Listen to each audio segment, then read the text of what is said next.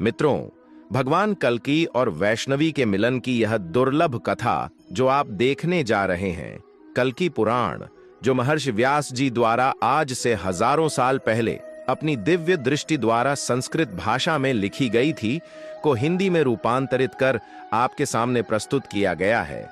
अगर आप वाकई में भगवान कल्कि और वैष्णवी के मिलन के बारे में सही और सत्य जानकारी प्राप्त करना चाहते हैं, तो आप बिल्कुल सही जगह पर है। वीडियो में अंत तक बने रहिए। दोस्तों, आपकी मांग पर आज हम फिर से ले आए हैं माता वैष्णवी और भगवान कल्कि के मिलन की संपूर्ण कथा, जो इतिहास में पहली बार YouTube पर देखने का मौका मिलेगा, जिसमें आज हम जानेंगे कि माता वैष्णवी भगवान कल्कि का विवाह कैसे होगा, भगवान कल्कि कैसे माता वैष्णवी को अपनी पत्नी बनाएंगे, माता वैष्णवी कैसे भगवान कल्कि को पहचानेंगी, साथ ही हम जानेंगे भगवान कल्कि क्यों अपने दो विवाह करेंगे। तो दोस्तों, बिना कुछ देरी किए वीडियो को शुरू करते हैं। लेकिन उससे पहले अगर अभी तक आपने इस चैनल को सब्सक्राइब नहीं किया है तो चैनल को सब्सक्राइब कर दें, ताकि ऐसी जानकारी आप तक पहुंच सके। दोस्तों, हमारे जीवन में हम भगवान कल्कि का दर्शन कर पाए या नहीं, ये तो हमें नहीं पता। तो क्यों ना हम उनके जीवन में होने वाले घटित वृतांत को ही जानकर हमारे जीवन को महत्वपूर्ण बनाएं। वीडियो को पूरा देखें। ये संपूर्ण कथा कल्कि अवतार, कल्कि पुराण से संस्कृत से हिंदी में रूपांतरित करके हिंदी में लेकर आए हैं, और उम्मीद है आप इसे बहुत प्यार देंगे। तो दोस्तों, बिना कुछ देरी किए वीडियो की शुरुआत करते हैं। तो चलिए सबसे पहले जानते हैं क्यों कल्कि भगवान माता वैष्णवी से विवाह करेंगे। सभी सवालों के जवाब आपको इस वीडियो में मिल जाएंगे। चलो, बुलावा आया है, माता ने बुलाया है। दोस्तों, ऐसी है हमारी पहाड़ों वाली माँ वैष्णो देवी की ममता। वह जब भी अपने भक्तों को याद करती हैं, भक्त उनके दरबार तक खींचे चले आते हैं और उनकी कृपा के भागी बनते हैं। माँ के दर्शन की योजना बनानी नहीं पड़ती, बल्कि वह स्वयं ही बन जाती है।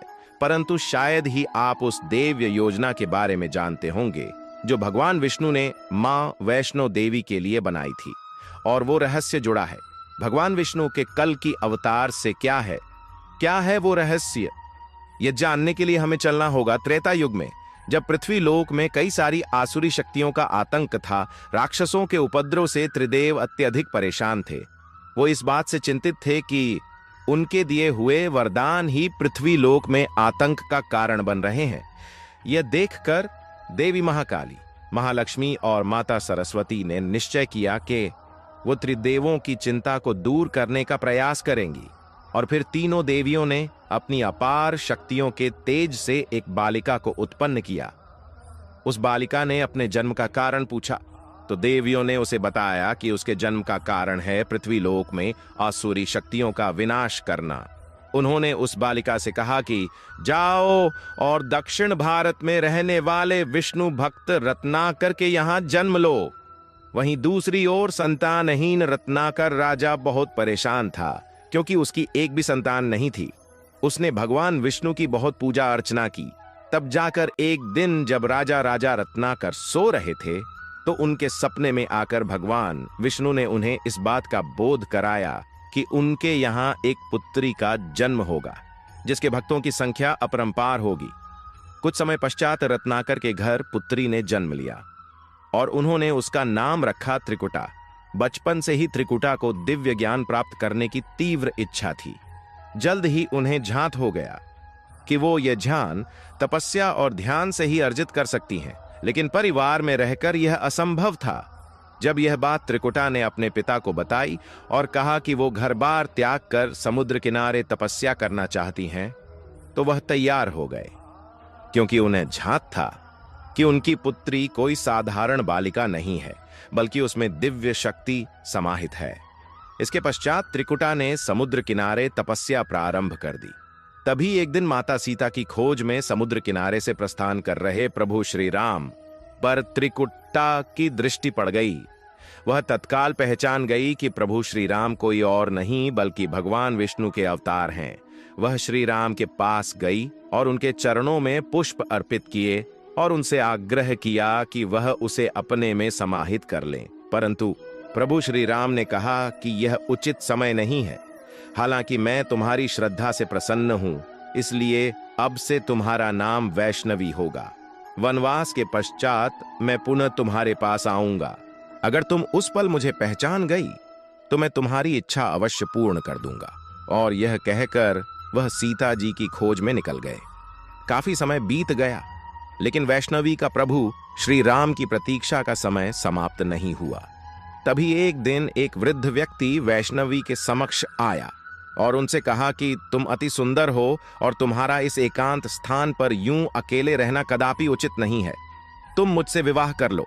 यह सुनकर वैष्णवी ने उस वृद्ध से कहा कि चले जाओ यहां से, मैं पहले से ही प्रभु की हो चुकी हूं। वो मुझे स्वीकार करने के लिए आने ही वाले हैं।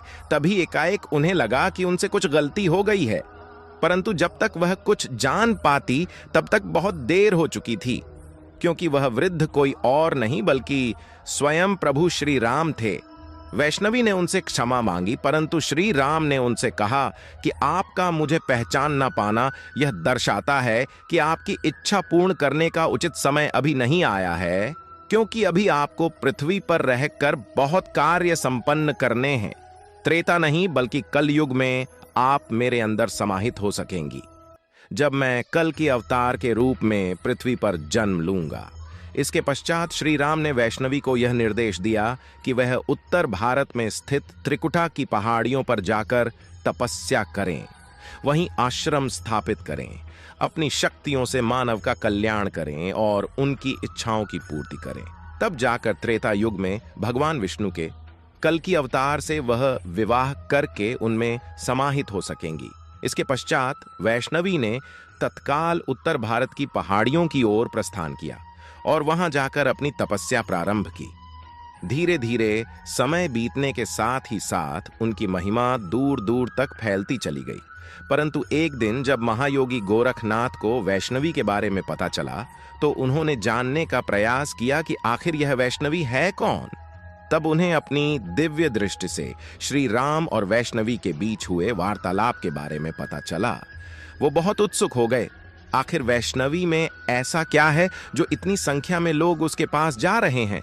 तत्काल उन्होंने अपने शिष्य भैरवनाथ को बुलाया और वैष्णवी पर दृष्टि रखने को कहा। इसके पश्चात भैरवनाथ उन पर हर पल दृष्टि बनाए रखने लगा और धीरे धीरे भैरवनाथ उनकी अलौकिक सुंदरता पर मोहित हो गया। वह अपने होश गंवा बैठा और उनसे विवाह करने के लिए उत्सुक हो गया और आखिरकार एक दिन उसने वैष्णवी को अपने वश में करने का प्रयास किया, परंतु वह असफल हो गया। तभी वैष्णवी ने भैरवनाथ से बचते हुए पहाड़ी पर जाकर अपनी तपस्या जारी रखने का निर्णय किया। आगे बढ़ते हुए रास्ते में उन्हें बहुत प्यास लगी। उन्होंने अपने बाण से एक जल स्रोत का निर्माण किया और उस पानी से अपनी प्यास बुझाई। उस स्थान को वर्तमान में हम बाण गंगा के नाम से जानते हैं। इसके पश्चात वैष्णवी गुफा की ओर आगे बढ़ गई। तभी रास्ते में उन्हें एक सन्यासी दिखाई पड़े। वैष्णवी ने उनसे कहा कि हे महात्मा, मैं गुफा के अंदर तपस्या के लिए जा रही हूं, किसी को भी मेरे बारे में मत बताइएगा।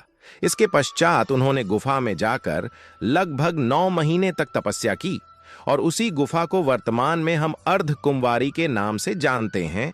एक और वैष्णवी की तपस्या का समय बीतता गया, परंतु दूसरी ओर भैरवनाथ की खोज समाप्त नहीं हुई और एक दिन वह वैष्णवी को ढूंढते हुए गुफा तक आ पहुंचा। परंतु वहां उपस्थित साधु ने भैरवनाथ से कहा कि अगर तुम्हें अपने प्राण प्यारे हैं तो वापस लौट जाओ, क्योंकि वह कोई साधारण स्त्री नहीं है बल्कि स्वयं देवी का रूप है। परंतु भैरवनाथ ने उनकी बातों को अनसुना कर दिया और अपनी दिव्य दृष्टि से वैष्णवी का पता लगाते हुए वहां पहुंच गया। पर इस बार वैष्णवी ने अपने धैर्य का बांध तोड़ते हुए मां वैष्णवी देवी का उग्र रूप धारण करते हुए भैरवनाथ का सिर धड़ से अलग कर दिया। भैरवनाथ को अपनी गलती का एहसास हुआ, पर उसने माता से क्षमा मांगी। तत्पश्चात माता ने उसे आशीर्वाद दिया कि भविष्य में उनके दर्शन के पश्चात भक्तों को भैरवनाथ के दर्शन करना आवश्यक होगा, तभी उनकी यात्रा पूर्ण मानी जाएगी। और इसके पश्चात माता वापस गुफा में चली गई और अपने मनुष्य रूप को त्याग कर 3 मुख वाले पत्थर का रूप धारण कर लिया। यह 3 मुख महाकाली, महालक्ष्मी और महासरस्वती के माने जाते हैं और माना जाता है माता वैष्णवी भगवान कल्कि का आज भी इंतजार कर रही है। और कलयुग में माता वैष्णवी भल्लाट नगर के राजा शशिध्वज और रानी सुशांता जी के घर रमा रूपी पुत्री के रूप में जन्म लेंगी। तो चलिए कथा में आगे बढ़ते हैं। और इस प्रकार भगवान कल्कि सभी राक्षसों को मारकर भगवान कल्कि अपनी सारी सेना सहित भल्लाट नगर को जीतने के लिए गए। अनेक प्रकार के बाजे बजने लगे। उत्तम शस्त्रगण धारण करने वाले वीर उनके साथ गए। ऊपर से देवता गण उन पर फूलों की वर्षा करने लगे। नारायण प्रभु कल्कि जी घोड़े पर सवार होकर तलवार धारण कर अपनी सेना सहित भल्लाट नगर को गए। वे योगी भल्लाट के राजा कल्कि जी को संसार का स्वामी और विष्णु का अवतार जानकर अपनी सेना के सहित युद्ध करने की इच्छा से नगर से बाहर आए। बुद्धिमान, श्रीमान, लंबे चौड़े शरीर वाले, महातेजवान, कृष्ण भक्त, महाबलवान राजा शशिध्वज हर्ष से पुलकित हो गए। राजा शशिध्वज की पत्नी महादेवी सुशांता भगवान विष्णु का व्रत रखने वाली थी। अपने पति को कल्कि जी से युद्ध करने को तैयार देखकर उसने कहा, हे नाथ, कल्कि जी तो संसार के स्वामी, सबके अंतकरण में बसने वाले साक्षात नारायण हैं। आप उन पर कैसे प्रहार करेंगे? हे सुशांते, पितामह ब्रह्मा जी ने जिस प्रकार परम धर्म कर्तव्य निर्धारित किया है, उस धर्म के अनुसार संग्राम में सभी पर प्रहार किया जा सकता है, चाहे वहां गुरु हो या शिष्य हो या हरि ही क्यों न हो। संग्राम भूमि में जीवित लौटने पर व्यक्ति राज्य का उपभोग करता है और मरने पर स्वर्ग का आनंद भोगता है। इसलिए लड़ाई में क्षत्रियों के लिए जीत और मौत दोनों ही सुखदायी हैं। सुशांता जी बोली, जो कामी है या जो माया मोह में फंसे विषय भोग में मस्त हैं, उन लोगों के लिए युद्ध में जीत होने पर, राज्य भोग और मृत्यु होने पर स्वर्ग पाना अवश्य ही कुछ अर्थ रखता है।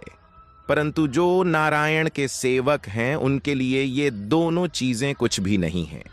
आप तो सेवक हैं, वे स्वामी ईश्वर हैं। आप निष्काम हैं, वे आपको फल प्रदान नहीं करेंगे।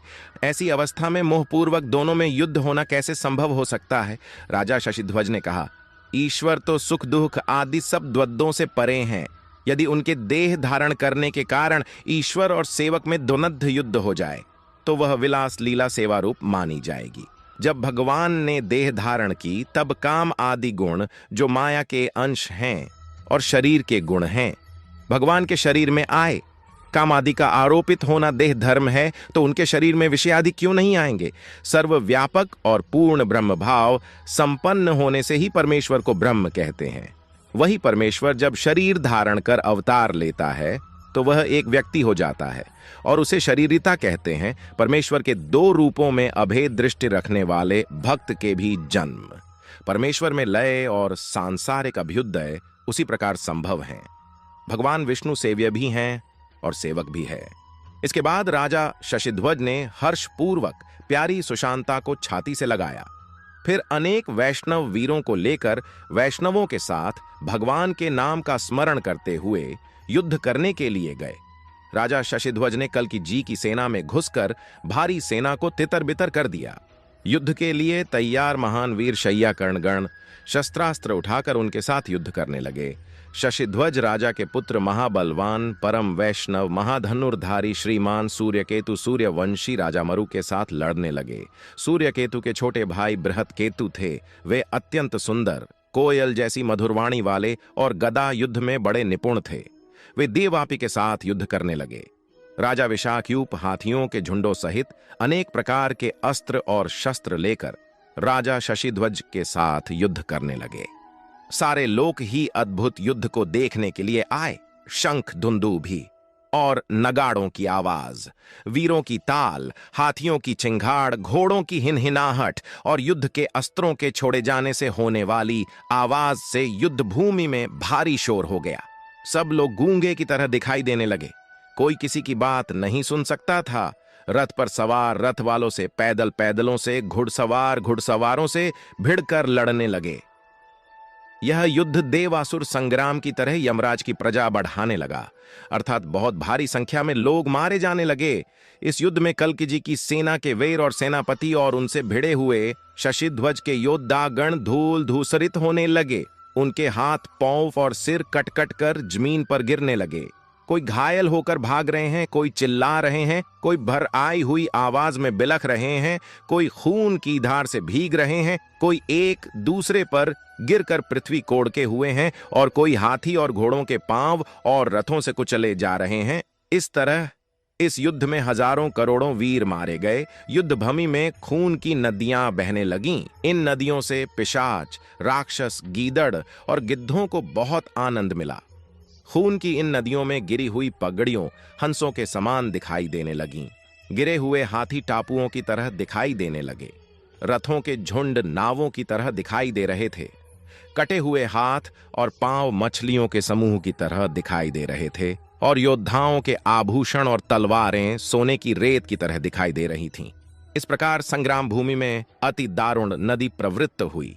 बलवान सूर्यकेतु मरु के साथ युद्ध कर रहे थे। काल के समान दुर्घर्ष सूर्यकेतु ने बाणों से मरु को घायल कर दिया। मरु ने भी 10 बाणों से सूर्यकेतु को आहत कर डाला। वीर सूर्यकेतु ने मरु के बाणों से घायल होने पर अत्यंत क्रोधित होकर उसके घोड़ों को मार डाला और लात मारकर उसके रथ को चकनाचूर कर गदा से उसकी छाती में जोर से चोट मारी। उस चोट से मरु बेहोश होकर गिर पड़ा। धर्म को जानने वाला सारथी अपने स्वामी मरु को दूसरे रथ में उठाकर ले गया। उधर बृहत केतु ने अपने बाणों के समूह से देवापि को ढक डाला।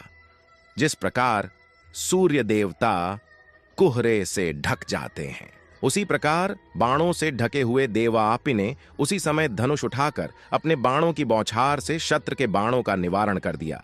उधर राजा शशिध्वज ने युद्ध भूमि में संपूर्ण संसार के आधार, सूर्य के समान तेजस्वी, श्याम वर्ण कमल जैसी आंखों वाले, पीले कपड़े पहने, बड़ी भुजाओं वाले, सुंदर मुकुट से शोभायमान कल्कि जी को अपने सामने देखा। भांति भांति की मणियों के समूह से सुशोभित शरीर वाले, लोगों की आंखों और हृदय के अंधकार को दूर करने वाले कल्कि जी को चारों ओर से विशाखयूप आदि राजागण घेरे हुए थे। धर्म और सतयुग उनकी पूजा कर रहे थे। सफेद घोड़े पर सवार खड्गधारी पूर्णावतार कल्कि जी का रूप देखकर शशिध्वज विचार करने लगे। धनुष बाण को धारण करने वाले, सुंदर आभूषणों से सुशोभित संसार के स्वामी कल्कि जी संसार के पापों और कष्टों को नाश करने के लिए तैयार है। राजा शशिध्वज ने रोमांचित होकर उन परमात्मा कल्कि जी से कहा, कमल जैसे नेत्र वाले, आइए आइए और हमारे हृदय पर प्रहार कीजिए। हे परमात्मन, हमारे बाणों की मार से बचने के लिए आप अंधकार से पूर्ण मेरे हृदय में प्रवेश करके छिप जाइए। आप तो निर्गुण होकर भी गुण को जानते हैं। आप अद्वित होकर भी अस्त्रों से मारने के लिए तैयार हुए हैं और आपने काम रहित होकर भी अपने सैनिकों की जीत के कार्य में सहायता की है, अर्थात सेना का संहार किया है। सभी लोग मुझे उन्हीं परमात्मा के साथ रथ पर सवार युद्ध करते हुए देखें। आप स्वामी हैं, मैं आप पर धूढ़ प्रहार करूंगा, परंतु प्रहार करते समय यदि मैं आपको अलग दूसरा व्यक्ति समझूं तो मुझे वह लोक मिलेगा जो लोक ऐसे लोगों को मिलता है जो शिव और विष्णु में भेद समझने वाले को प्राप्त होता है। इस प्रकार अस्त्र धारण करने वाले तथा शत्रुओं को संताप देने वाले राजा शशिध्वज के इन वचनों को सुनकर क्रोध रहित परमात्मा कल्कि जी अपने को क्रोध की आकृति वाला दिखाकर शशिध्वज पर बाण मारने लगे। राजा शशिध्वज ने उनके श्रेष्ठ अस्त्रों द्वारा किए गए प्रहार की चिंता किए बगैर अपने बाणों की ऐसी वर्षा की जैसे पर्वत पर मूसलाधार वर्षा हो रही हो। राजा शशिध्वज के बाणों की वर्षा से कल्कि जी का शरीर क्षत विक्षत हो गया और वे बहुत क्रुद्ध हो गए। इसके बाद दैवी शस्त्र और अस्त्रों की मार से दोनों में घोर युद्ध होने लगा। ब्रह्मास्त्र से ब्रह्मास्त्र पर, पर्वतास्त्र से वायव्यास्त्र पर हमले होने लगे। इस प्रकार राजा शशिध्वज और कल्कि जी अनेक दिव्य अस्त्रम से आपस में एक दूसरे पर चोटें करने लगे। लोक और लोकपाल इस भयंकर युद्ध को देखकर बहुत डर गए। वे लोग यह समझ बैठे कि अब तो प्रलय काल ही आ पहुंचा है। कल्कि जी और राजा शशिध्वज ने देखा कि देवास्त्रों का प्रयोग असफल हो रहा है, इसलिए वे अस्त्रों को छोड़कर बाहु युद्ध पर उतर आए। अब दोनों ने लड़ाई में घूंसों की मार का सहारा लिया। दोनों ही वीर यानी भगवान कल्कि और राजा शशिध्वज युद्ध विद्या में कुशल थे, इसीलिए वे लड़ाई में एक दूसरे के कौशल को देखकर प्रसन्न हुए। जिस प्रकार सृष्टि के आरंभ में पृथ्वी का उद्धार करते समय वराह जी ने आवाज की थी, वैसी ही आवाज करते हुए कल्कि जी ने शत्रु पर करतला घात किया। शशिध्वज मूर्छित हो गया। इसके बाद उसने फौरन ही उठकर क्रोधित होकर जोर से कल्कि जी पर अपनी कठोर मुट्ठी से मुक्का मारा। कल्कि जी उस प्रहार से मूर्छित होकर पृथ्वी पर गिर पड़े।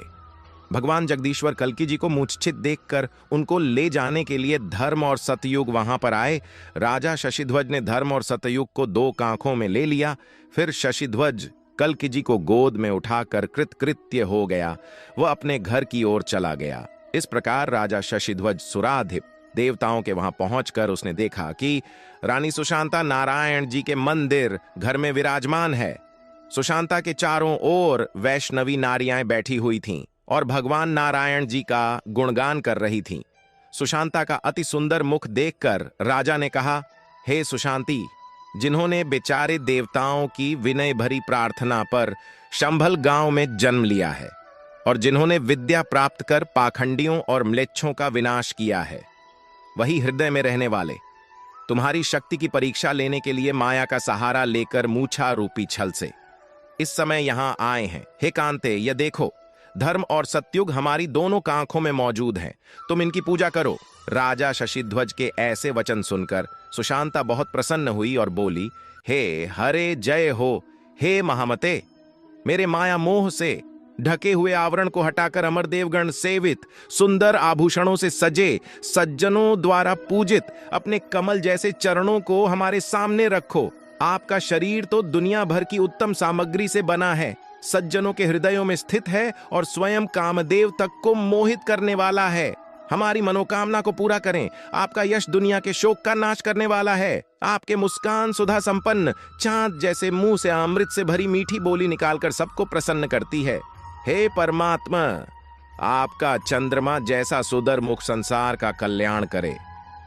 मेरे पति को कोई भी कभी भी हरा नहीं पाया। यदि मेरे पति देव ने किसी भी काम से आपको अप्रसन्न किया हो तो आप उस शत्रु भाव को छोड़कर कृपा कीजिए। आपकी देखरेख में आपकी लीला से ही ब्रह्मा द्वारा बनाए गए इस संसार में सर्जन, निर्माण, स्थिति और प्रलय होती है। हे देव, पृथ्वी, जल, तेज, वायु एवं आकाश, ये पंचभूत देह और इंद्रियों के कारण रूप हैं। हे प्रभो, आप इन पंचभूत और त्रिगुणमयी अपनी माया से अपने भक्तों पर कृपा कीजिए। हे भगवान, आपके नाम के गुणगान से, यानी आपका नाम लेने से कलिकाल के पाप समूह दूर हो जाते हैं। संसार के भय का नाश करने वाला है। जो भी लोग दुनिया के दुख से दुखी होकर आपका नाम लेते हैं, वे बार बार जन्म लेने से छुटकारा पा लेते हैं। आपके नाम से ब्राह्मणों की लक्ष्मी बढ़ती है, देवताओं का पालन होता है, सत्य युग की पुण्य प्रतिष्ठा होती है, धर्म की वृद्धि होती है और कलयुग का संहार होता है। इस समय आपके इस अवतार से हमारा कल्याण हो गया। हमारे घर में पति, पुत्र, पोते, रथ, ध्वज, चामर, ऐश्वर्य एवं मणियों से जड़े हुए आसन आदि सभी विद्यमान हैं, परंतु आपके कमल रूपी चरणों की पूजा बिना वे सभी क्या शोभा पाते हैं। है संसार की आत्मा, आपका मुख सुंदर मुस्कान की शोभा वाला है, सर्वांग सुंदर है, मनोहर बोली वाला है, सुंदर भावों वाला है। आपके तेज बाणों की बौछार से बहुत से वीर मौत के शिकार हुए हैं। जो बलवान वीर युद्ध में मारे गए हैं, आप उनका पालन करते हैं। महादेव ब्रह्मा जी भी आपके आश्रय की भीख चाहते हैं। है देव, आपका मुख करोड़ों चंद्रमा की समान शोभा पाता है।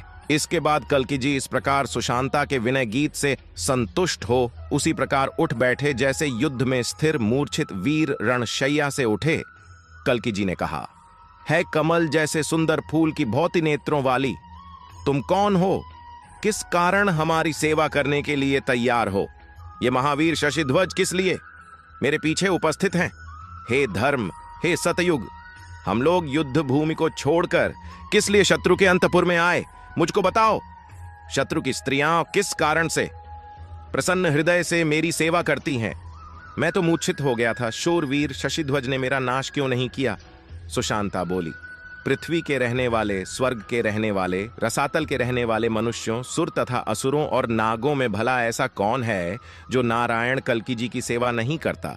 मेरे स्वामी यदि शत्रु का भाव रखकर लड़ाई करते तो क्या आपको वह अपने स्थान में इस प्रकार ला सकते थे?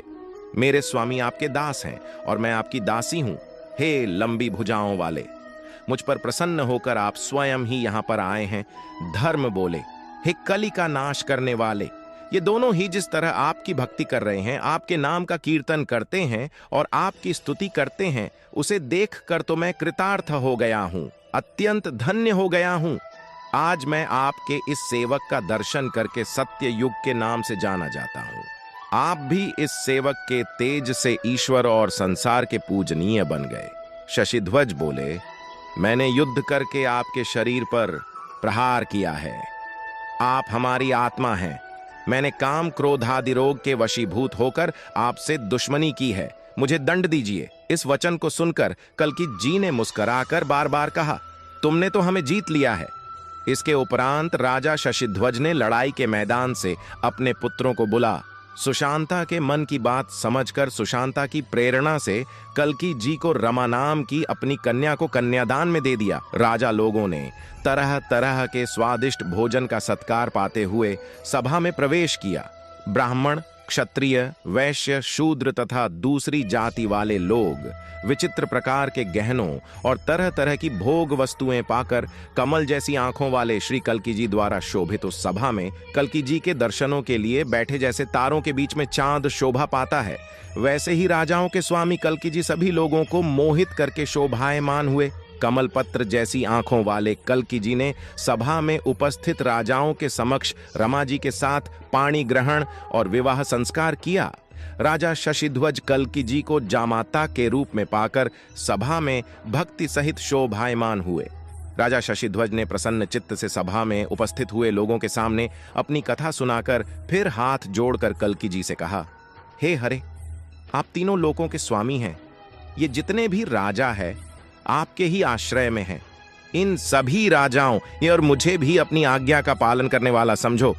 अब मैं हरिद्वार तीर्थ, जो आर्षि मुनियों को प्रिय है, तप करने के लिए जाता हूं। अब जो मेरे ये बेटे बेटियां और उनके भी जो बच्चे हैं, अर्थात मेरे पोते पोतियां हैं, वे आपके ही भरोसे हैं, अर्थात आप इनकी देखभाल कीजिए।